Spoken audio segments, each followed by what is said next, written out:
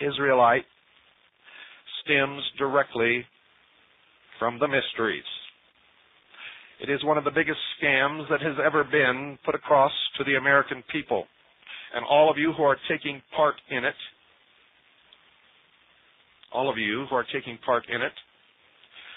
are, for all intents and purposes, calling Jesus Christ a liar. You are also helping in a great plan to destroy this great nation and bring about a one-world, totalitarian, socialist government upon the face of this earth. And if you listen carefully and take notes, and if you go to the sources that we give you, you will discover this on your own. And if you study your own history, if you are of Aryan or Anglo descent, you will discover that there is no Hebrew root in your language. You will discover that your ancestors were primitive, fierce, terrible tribesmen who indulged in human sacrifice and worshipped the sun in temples such as Stonehenge. And if you're smart, you will join all those people in the world who want freedom, irregardless of their race, color, or creed.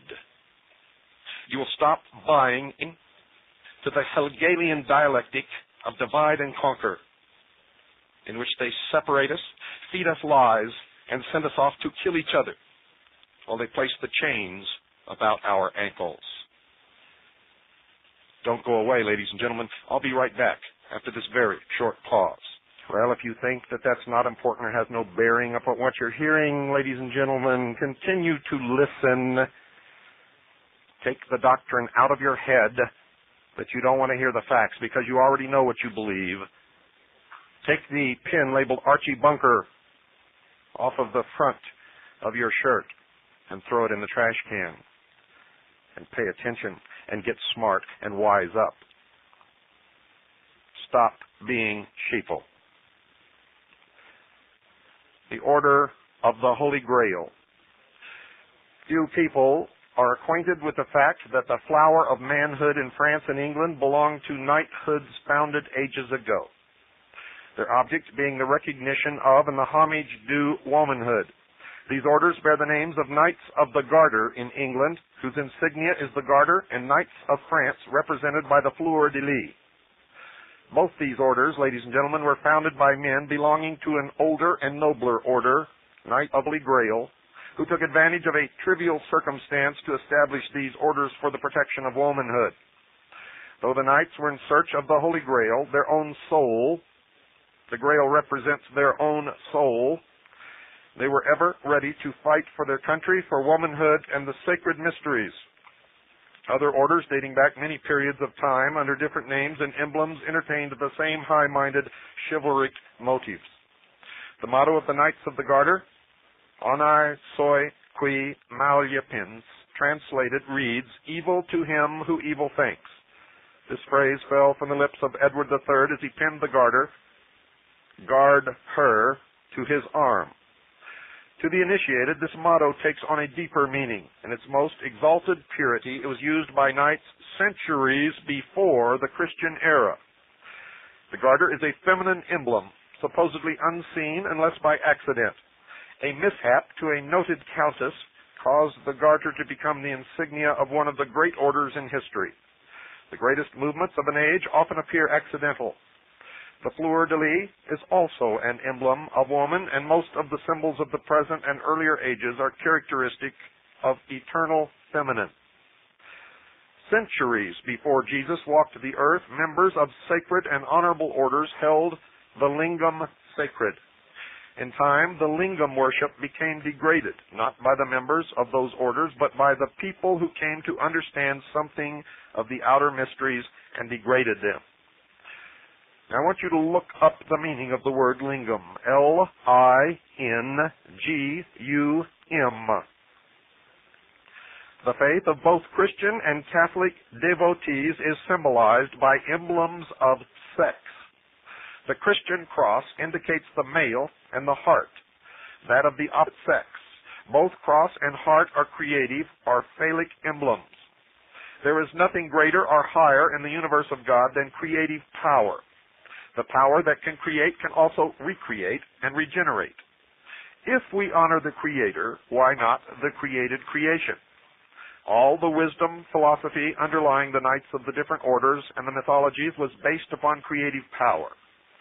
Probably the most beautiful and purest of mythological stories is that of Eros and Psyche, the story of the soul and its earth career. As all Sir Knights are expected to read mythology, it is not necessary to give details, but simply call attention to the esoteric meaning of this supposed myth. Aphrodite, or Venus, the fairest queen in the Greek heaven of the immortal gods, was subject to pride and jealousy and demanded homage because of her sex and beauty. Psyche, the soul, untainted by sin, was possessed of a beauty far more attractive and compelling than the mere physical beauty of Aphrodite. The inference is plain. They were rivals. In her innocence, Psyche worshipped Artemis, or purity, the deity of virgins. She had no desire to attend the festivals of Aphrodite, the goddess of love and beauty, because she knew not of love and beauty. This gave offense not only to the priestess, but to her parents as well. The parents called by us temptation, which is the beginning of all knowledge, induced her to appear before the goddess in all her purity and innocence. The worshippers fell down before her. Such obeisance to another beauty roused the anger and jealousy of Aphrodite, who vowed vengeance on the radiant Psyche. Not having sinned, only listened to temptation, Psyche was really not subject to punishment. The soul that listens to the voice of the flesh is not necessarily punished for that which follows, but because of passive resistance, it permits itself further temptation. Aphrodite, symbol of Earth Mother and procreation, resented the adulation bestowed upon innocence. If the worship of men turned from the priestess of love and passion to that which was chaste and immaculate, how could she people the earth and thereby obtain new worshippers? Brooding over this condition, she called her son Eros, or Cupid, the god of love, that beautiful emotion which enters into the heart of all created things, and bade him seek Psyche and arouse in her the desire of love and passion. She commanded him to keep himself inviolate, not taking into consideration the great law of the universe, which demands a just return for all things given or received. Eros, god of love, the law of love itself, retired to do his mother's bidding. Meanwhile, Psyche was lamenting the fate of her loneliness. The maidens about her were being taken in marriage, while she, the fairest, was left uncourted. Like the soul that listens to temptation, she had become an inhabitant of the realm of unrest and longing. No longer single-minded in her worship of Artemis, she was not yet possessed with the desire of love and passion, that state of feeling that would transform the worship of the gods into a longing to possess her. Eros was thus commissioned to bring this about. The temptations not resisted in the life of the soul bring about the unhappiness to which it is subjected. But at the same time, it is the fate of temptation to bequeath knowledge to the soul. Obedience to the tempter results in wrongdoing and sorrow, but it opens the way to wisdom and life. Before the edict of Aphrodite could be carried out, she decreed that Psyche should leave the abode of the gods. When the soul, in its untried purity, listens to temptation, it closes the doors of heaven against itself and must then prepare for its journey earthward. Death is its portion, or, as Psyche was told, she would espouse a monster.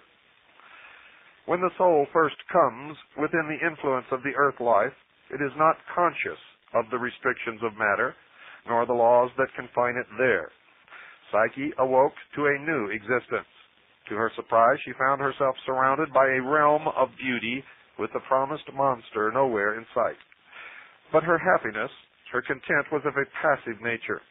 For though banished from the heaven of innocence, she was not awakened to the power and thraldom of passion. Not having actually sinned, she was not in possession of the knowledge of self. She heard the call of love, but saw no form. In answer to her question,